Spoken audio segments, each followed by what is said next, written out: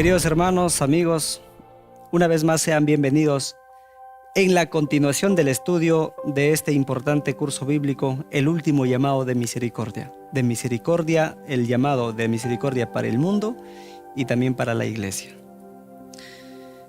Ya habíamos visto en temas anteriores de quién era la bestia, el papado. La segunda bestia, los Estados Unidos de Norteamérica. Ya también habíamos identificado la imagen de la bestia, que es la unión del poder religioso con el poder civil, y que en primera instancia esa unión se dará en los Estados Unidos de Norteamérica para poder imponer la marca de la bestia. Ahora vamos a estudiar propiamente lo que está en relación a la marca de la bestia. Si la bestia es el papado, entonces tenemos que estudiar el tema: ¿cuál es la marca o señal de autoridad del papado? Para eso vamos a empezar a estudiar la primera pregunta.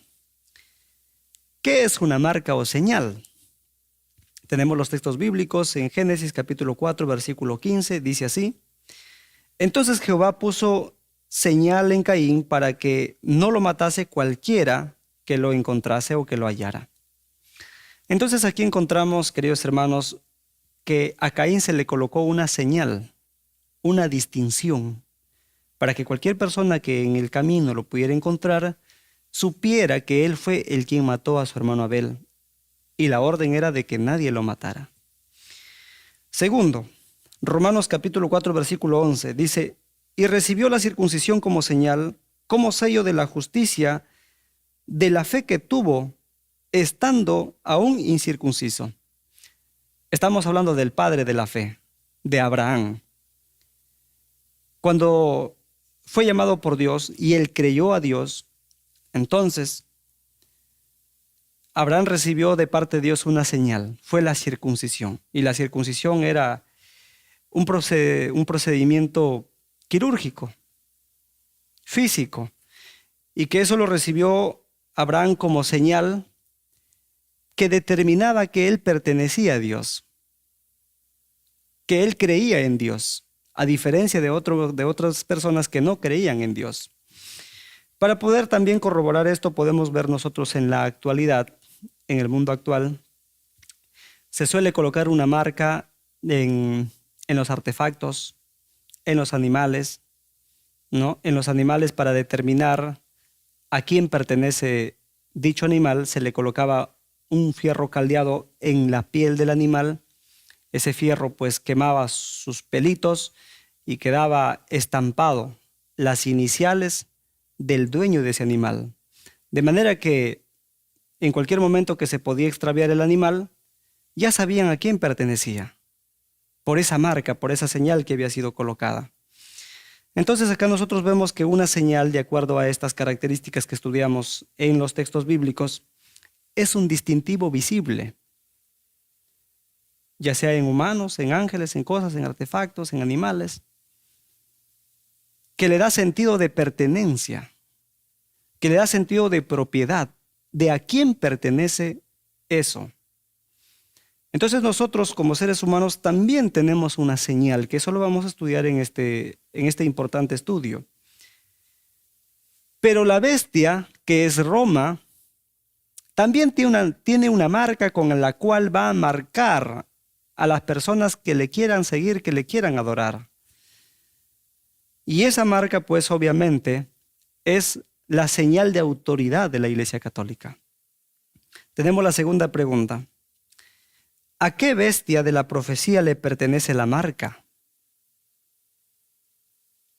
Tenemos dos bestias principales en Apocalipsis 13.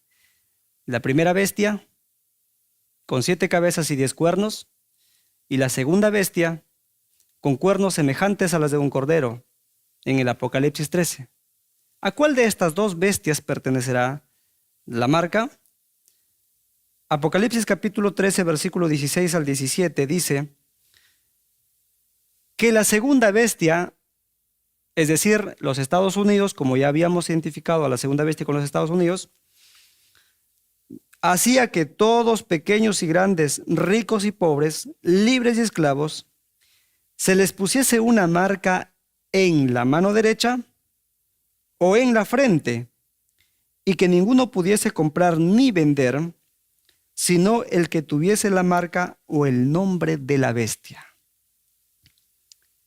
o el número de su nombre. Literalmente dice el texto bíblico, la marca o el número de la bestia. ¿De cuál bestia? Obviamente de la primera bestia, porque la segunda bestia es quien manda a colocar esta marca a la humanidad.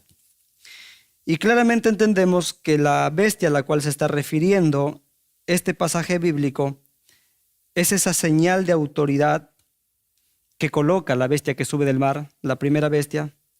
Es esta marca que coloca sobre la humanidad, es la observancia del día domingo. Claramente en la historia, la Iglesia Católica declara que el día domingo es la señal de su autoridad, por la cual gobierna a la humanidad, a todos aquellos que tienen una profesión de fe. Y todos aquellos que observan el día domingo, suponiendo que es el día del Señor, pues están prácticamente adorando a la bestia, porque fue la Iglesia Católica quien, a través del emperador Constantino Magno, decretó que se guardara el domingo el 13 de marzo del año 321. Y de ahí en adelante siempre se guardó el domingo como un poder distintivo, como una característica, una señal de parte de la Iglesia Católica. Y hasta en la actualidad guarda el día domingo y también pide que se guarde el día domingo. Solo que todavía no se constituye en una señal de autoridad por el momento, porque todavía falta un tiempo para que se pueda ejecutar en los Estados Unidos y a nivel mundial. Muy bien. Entonces ahora ya tenemos a qué bestia le pertenece la marca, a la bestia, la primera bestia, es decir, a la Iglesia Católica. ¿Y cuál es esa marca? Es la observancia del día domingo. Tercera pregunta. ¿Cuál es el poder que impulsará la marca de la bestia y cuál es el poder que lo decretará? Aquí tenemos un poder detrás del impulso de esta marca y también ese poder que decretará esta marca. Tenemos la palabra del Señor que se encuentra en Apocalipsis 13 del versículo 14 al 17, donde dice la palabra de Dios: Después vi otra bestia que subía de la tierra y tenía 2 cuernos semejantes a los de un cordero, pero hablaba como dragón. La segunda bestia tenía cuernos semejantes a los de un cordero, que son sinónimo, símbolo de la humildad y la mansedumbre, y es más, de cordero, que es símbolo de nuestro Señor Jesucristo, de la mansedumbre, hablaba como dragón. Es decir, su mansedumbre fue aparente, pero que en el corazón, en lo profundo de esta bestia, prácticamente era un dragón, hablaba como dragón. Y es más, el versículo dice: y ejerce toda la autoridad de la primera bestia en presencia de ella. La segunda bestia ejerce todo el poder de la primera bestia en presencia de ella. Es decir, la primera bestia no ha muerto, está en vida. Y en presencia de ella, la segunda bestia ejerce todo el poder de su autoridad. ¿Por qué? Porque la primera bestia pues ha recibido el golpe mortal en 1798, cuando murió el poder civil. Y es por eso que hasta ahora no se puede recuperar al 100%. Está en proceso de recuperación. Pero mientras está en proceso de recuperación, la segunda bestia está ocupando su lugar y está ejerciendo todo el poder que la primera bestia ejerció en la Edad Media. Es decir, desde el año 538 hasta el año 1798. Poder de perseguir, poder de imponer, poder de condenar. Todo ese poder que lo utilizó la primera bestia en la Edad Media, es decir, la Iglesia Católica, lo está utilizando la segunda bestia, los Estados Unidos, en la actualidad, que es la última superpotencia del mundo. ¿Qué más? Y hace que la tierra, todo el globo, y los moradores de ella adoren a la primera bestia. El objetivo principal es adorar a la primera bestia, cuya herida mortal fue sanada. Va a llegar un momento cuando se sane completamente. Y engaña a los moradores de la tierra con las señales que se le ha permitido hacer en presencia de ella, mandando a los moradores de la tierra que le hagan una imagen a la bestia que tiene la herida de espada y vivió. Entonces, la pregunta es, ¿cuál es el poder que impulsará la marca de la bestia y el poder que la decretará? Es la segunda bestia. Claramente está en la palabra del Señor. La bestia con cuernos semejantes a los de un cordero,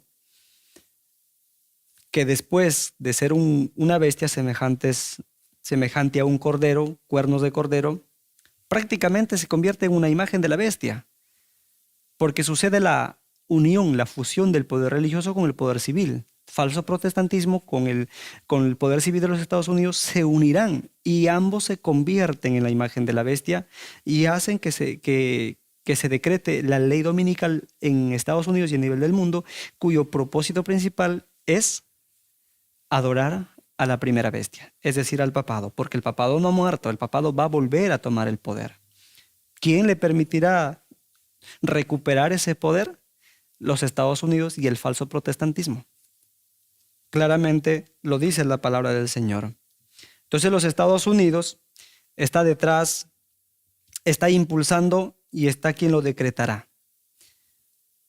Esta marca, es decir, la imposición del descanso dominical. ¿Qué significa espiritualmente tener la marca de la bestia?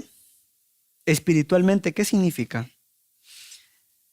Apocalipsis capítulo 13, versículo 17 y 18 dice, y que ninguno pudiese comprar ni vender, sino que el que tuviese la marca o el nombre de la bestia o el número de su nombre. Aquí hay sabiduría, el que tiene entendimiento cuente el número de la bestia, pues su número de hombre es número de hombre y su número es 666. Entonces, ¿qué significa espiritualmente tener la imagen de la bestia? Significa rendirle homenaje a la bestia. Si Abraham fue sellado con la circuncisión, significaba que Abraham creía y confiaba en Dios. Si un objeto tiene mi marca, es porque me pertenece a mí. Pero en este caso el objeto no me puede rendir homenaje, pero sí una persona. Entonces, si el día domingo es la señal de autoridad de la Iglesia Católica, aquel que acepte el día domingo como el día del Señor, especialmente cuando se imponga en los Estados Unidos y a nivel mundial, significará espiritualmente estar rindiéndole homenaje al papado. Porque el papado fue quien estableció el día domingo como un día de adoración. Eso es lo que significa espiritualmente, rendir homenaje al papado, a la primera bestia. La pregunta número 5. ¿Qué significa espiritualmente tener el sello de Dios? Si la bestia tiene su imagen, tiene su marca, pues antes de ello también Dios tuvo, tiene y tendrá su sello, su marca. Y la marca de Dios lo encontramos en Ezequiel capítulo 20, versículo 20. Y dice, y les di también mis días de reposo para que fuesen por señal entre mí y ellos, para que supiesen que yo soy Jehová, que los santifico. Entonces, acá tenemos que el sábado es la señal de Dios, es el sello de Dios sobre sus criaturas obedientes. Mateo capítulo 11, versículo 28 dice, venid a mí todos los que estéis trabajados y cargados, y yo os haré descansar. Hebreos capítulo 4, versículo 10 dice, porque el que ha entrado en su reposo, también ha reposado de sus obras como Dios de las suyas. Entonces acá tenemos dos puntos importantes que poder entender en estos 3 textos bíblicos que hemos leído. Primero, venid a mí todos los que estáis cansados y trabajados, dijo Jesucristo, que yo os haré descansar. Entonces nuestro reposo espiritual es Cristo. Todo aquel que viene a Él descansa de su carga de preocupación, de la depresión, del estrés, de la ansiedad, de las angustias que produce el pecado en el alma. Cristo es el descanso porque Cristo perdona todos sus pecados. Pero no solamente eso, dice que aquel que está en Cristo también reposa de sus obras como Dios reposó de las suyas en el Génesis. Cuando Dios creó el planeta Tierra, dice que descansó el 7º día. A eso está haciendo alusión Hebreos capítulo 4, versículo 10. el que ha entrado en su reposo, es decir, el que está en Cristo, también ha reposado de sus obras como Dios de las suyas. ¿En qué día reposó Dios de las suyas? En el séptimo día. Génesis capítulo 2, versículo 1 hasta el 3. También está en Éxodo capítulo 20, versículo 8 hasta el versículo 11. Y es más, nosotros tenemos que descansar de nuestras obras comunes y corrientes en el día sábado. Eso no significa que no vamos a hacer trabajo. Obviamente que hacemos trabajo, pero hacemos un trabajo de bien para la sociedad. Predicar el evangelio, sanar enfermos, visitar a los huérfanos, las viudas, los encarcelados, estudiar la palabra del Señor. Es actividad, pero no hacemos una actividad para nosotros. Es una actividad que produce un bien para la sociedad. Es una actividad que produce también un bien espiritual, un crecimiento en la fe. Entonces, eso es lo que significa espiritualmente tener el sello de Dios vivo. Descansar en Cristo y guardar el día sábado. Todos los que hacemos esto, claramente estamos siendo sellados con el sello de Dios. Tenemos la marca de Dios en nuestro corazón, porque el sábado es una marca de obediencia, es una marca de fe, que nos da el sentido de pertenencia, que le pertenecemos a Dios. Sexta pregunta. ¿Qué contraste existe entre el sello de Dios y la marca de la bestia? Tenemos acá Apocalipsis capítulo 14, versículo 9, también el versículo 7 dice, diciendo a gran voz, temed a Dios y dadle gloria, porque la hora de su juicio ha llegado. Y adorad a aquel que hizo el cielo y la tierra, el mar y todas las fuentes de las aguas. Versículo 9, y el tercer ángel lo siguió diciendo a gran voz, si alguno adora a la bestia y a su imagen, recibe la marca en su frente y en su mano, recibirá también de la ira, del vino de la ira de Dios. Entonces, ¿cuál es la diferencia entre estas dos marcas? ¿Qué significa tener para mí la marca de la bestia o la marca de Dios, o es decir, el sello de Dios? Significa que si yo tengo el sello de Dios, pues voy a adorar a Dios, porque la misma Escritura dice, diciendo a gran voz, temed a Dios y adorad a aquel que hizo los cielos y la tierra. Y cuando hablamos de la creación de los cielos y la tierra, está íntimamente relacionado con la observancia del día sábado, porque eso es lo que nos dice el cuarto mandamiento. Además, también aquel que tiene el sello de Dios significa que recibirá protección cuando la imagen de la bestia sea impuesta a nivel mundial. Por el contrario, la persona que recibe la marca de la bestia, que tiene la marca de la bestia, que acepte el día domingo como el día del Señor para guardarlo, de hecho que no es así, pero que lo acepte, porque si lo obliga el poder político a nivel mundial, sencillamente estará adorando a la bestia. Y en consecuencia, ¿quién? ¿Quién está detrás de la bestia? ¿Quién está detrás del papado? Satanás. Claro, Satanás, porque Satanás dirige la mente del ser humano hacia el sol, como ya habíamos visto en el tema anterior. Y no solamente estará adorando a la bestia, sino que recibirá el vino de la ira de Dios. ¿Y cuál es el vino de la ira de Dios? Las 7 postreras plagas y la condenación final, por decisión propia. Bien, está en nosotros elegir qué marca queremos tener en nuestro corazón. ¿La marca de Dios, el sello de Dios, o la marca de la bestia, o el sello de la bestia? Si nosotros elegimos el sello de la bestia, pues por un lado vamos a tener vamos a tener bienes temporales, pero vamos a recibir el vino de la ira de Dios, porque eso es lo que dice el versículo 9. Cualquiera que adora a la bestia, recibe su marca o su nombre, será objeto de la ira de Dios. Eso es lo que existe entre la diferencia entre estos dos sellos. ¿Quiénes reciben el sello de Dios? En Efesios capítulo 1, versículos 13 al 14, dice que cuando nosotros oímos el evangelio de la verdad, el evangelio de nuestra salvación, y cuando nosotros creímos en ese evangelio, fuimos sellados con el Espíritu Santo de su promesa, y que son las arras para nuestra salvación eterna. Primera característica, oír, recibir, creer. Cuando nosotros creemos y lo aceptamos el evangelio de la verdad, recibimos el sello de Dios. ¿Qué más? Romanos capítulo 4, versículo 3. ¿Por qué dice la Escritura? Creyó Abraham a Dios y le fue contado por justicia. Porque no son los oidores de la ley los justos ante Dios, sino los hacedores. Ellos serán justificados. Entonces, los que aceptamos a Jesucristo como nuestro Salvador personal, los que creemos en Él, los que guardamos su palabra,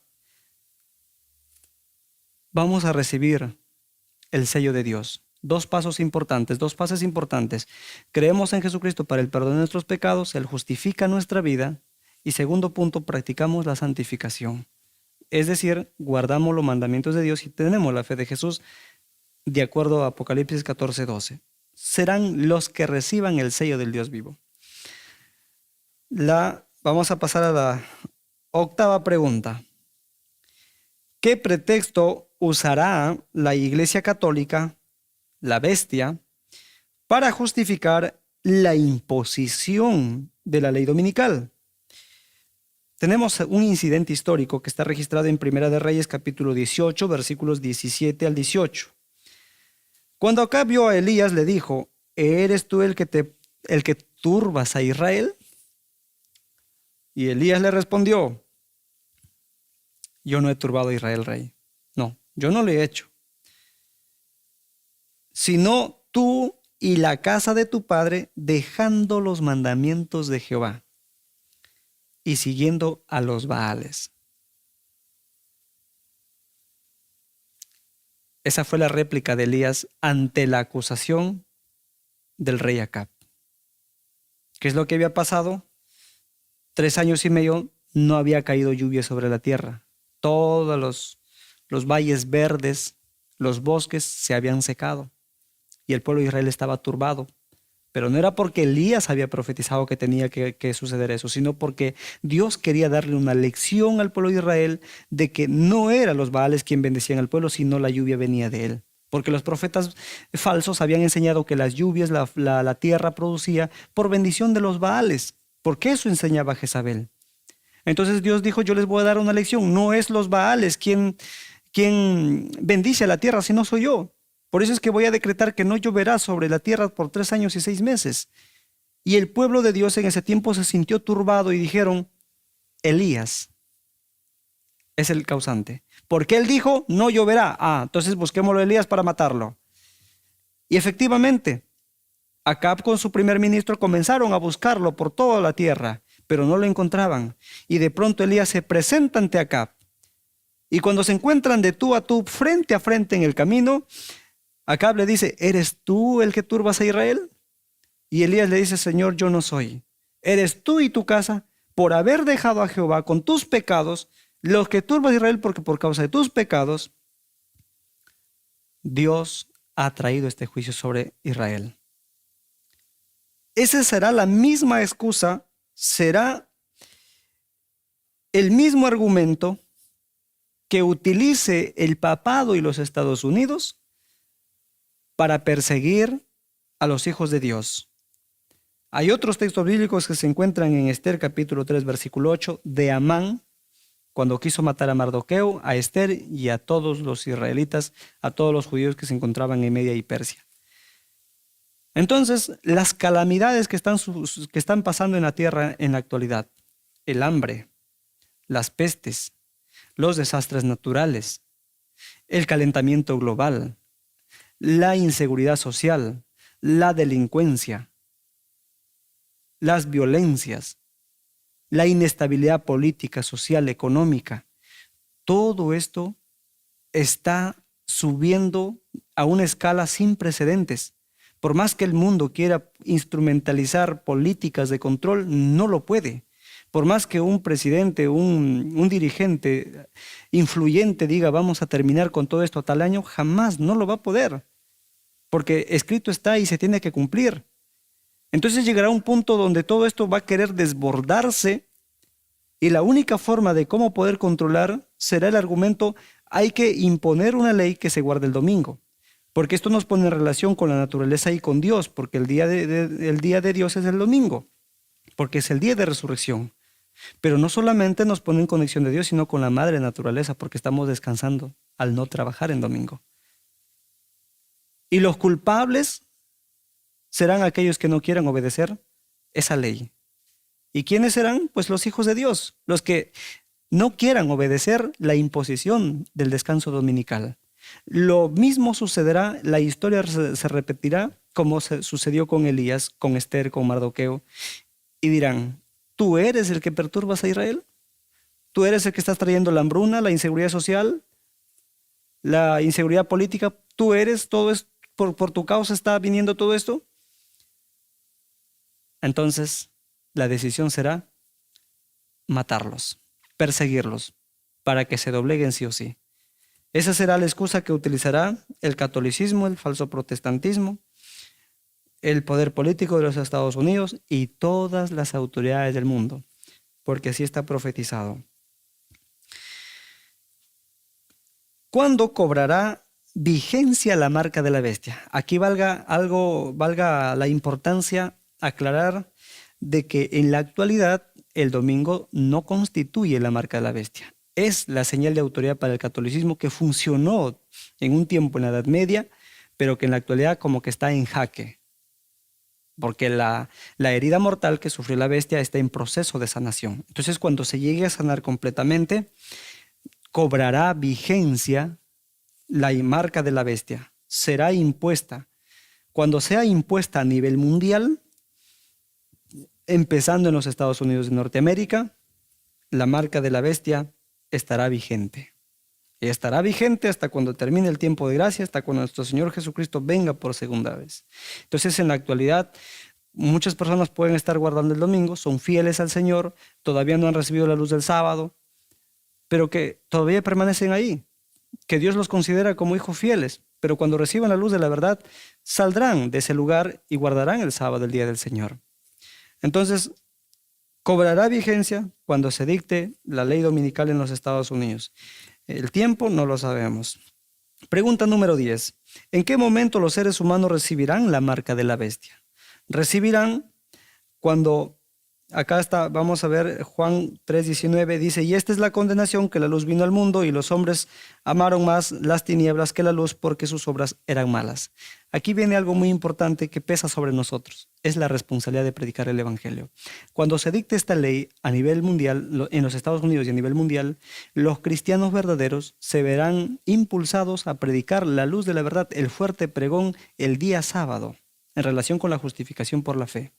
Entonces, cuando la luz haya iluminado el mundo, cuando la luz de la verdad haya iluminado el mundo con su gloria, bajo la influencia del Espíritu Santo, las personas que decidan voluntariamente rechazar esta luz, prácticamente de manera automática estarán grabándose, sellándose con la marca de la bestia. Así es, de manera automática. Tener la marca de la bestia significará estar guardando el día domingo. Por eso es importante que nosotros debemos comprender esto para poder predicar la verdad al mundo. Pregunta número 11. ¿Qué significa la imposición de la marca de la bestia para el pueblo de Dios? ¿Y qué nos dice el Señor que debemos hacer cuando esto se cumpla? Jesucristo nos dio una señal clarísima en su palabra. Lucas 21:20 y también para que lo investiguen Mateo 24 del 15 al 20. Vamos a leer Lucas. Dice, pero cuando viereis a Jerusalén rodeada de ejércitos, sabed que su destrucción ha llegado. Entonces, ¿qué significa la imposición de la marca de la bestia para el pueblo de Dios? ¿Y qué nos dice que hagamos en ese momento? Para nosotros, primeramente para los cristianos que estaban en Jerusalén desde el año 31 hasta el año 70, Jerusalén estaba sufriendo una transición, un momento cuando llegaba a su momento culminante y tenía que ser destruida porque no reconoció a su Salvador.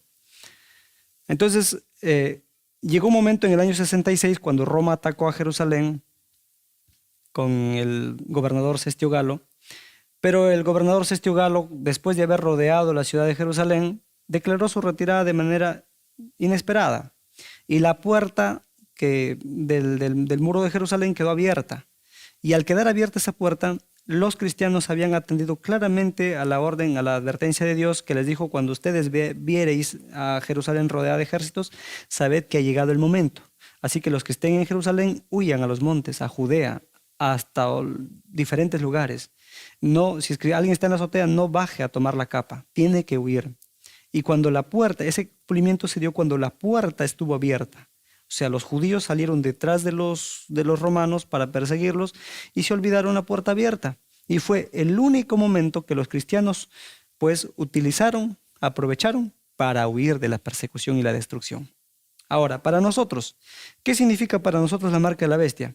Cuando se dicte la ley dominical, esa abominación desoladora, la invasión de Roma para nosotros será el dictamen de la ley dominical. Es decir, cuando se dicte la ley dominical en Estados Unidos y en el mundo, nosotros tendremos que huir de las grandes ciudades a los villorrillos, a los caseríos, a las pequeñas aldeas. ¿Para qué? Para que podamos nosotros por lo menos tener un tiempito más de tranquilidad, de que vamos también a afrontar persecución, lo vamos a afrontar, pero los que nos quedemos en las ciudades vamos a sufrir en mayor grado la persecución. Y Dios nos quiere ayudar para poder, ¿qué? Para poder aliviar nuestro sufrimiento. De que los apóstoles llegaron a morir. Pero en ese momento de la destrucción de Jerusalén, ¿era la voluntad que mueran? No era la voluntad de Dios que mueran en ese momento. Tenían que cumplir una labor grande. Por eso es que les dijo que tenían que huir. Y más adelante, pues ellos bajaron bajo el poder destructor de Roma. Así será lo mismo con nosotros, que tendremos que huir de las grandes ciudades para ir a las pequeñas aldeas, a sobrevivir un tiempo más, pero también tenemos que hacer la obra en esos lugares. Que también va a llegar la persecución por esos lugares, también va a llegar. Pero eso significa que cuanto más se intensifica la persecución, Jesucristo está más cerca de venir a esta tierra. Entonces Jesucristo dijo, orad para que la huida no sea ni en invierno ni en día de reposo. Obviamente, porque en invierno la situación se pone más complicada, en día de reposo no se puede viajar, y él mismo dijo, ay de las que estén encintas en aquellos días y los que tengan hijos pequeños. ¿Por qué? Porque ellos son los que sufren más. Ellos no entienden lo que es ley dominical, no entienden lo que significa no comprar ni vender. Eso va a ser una prueba terrible, fuerte para las mamás, para los padres. Entonces, eso es lo que tenemos que hacer, estar atentos a la advertencia y huir. ¿Cómo debe ser nuestra preparación actual para enfrentar esta gran prueba? Apocalipsis 3.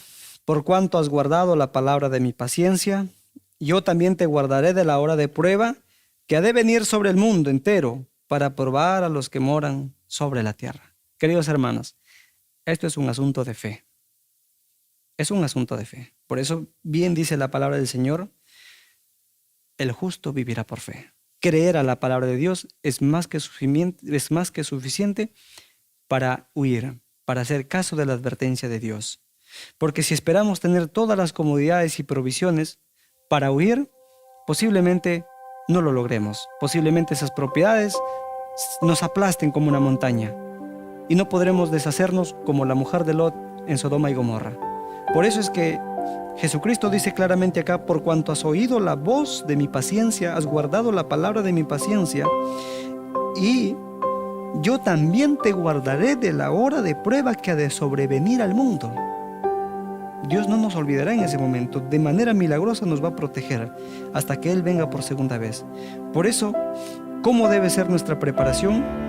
Como viendo al invisible, como si no tuviésemos nada, como buscando a Dios, como preparándonos, pero no solamente nosotros, sino también ayudando a que se prepare el mundo, porque Él viene pronto por segunda vez. Así que hemos llegado al término de este importante estudio, del estudio número 16. Luego continúan el estudio de las lecciones, así que le invitamos a que siga estudiando y que sigamos fortaleciéndonos en el Señor. En el nombre de Jesús, amén.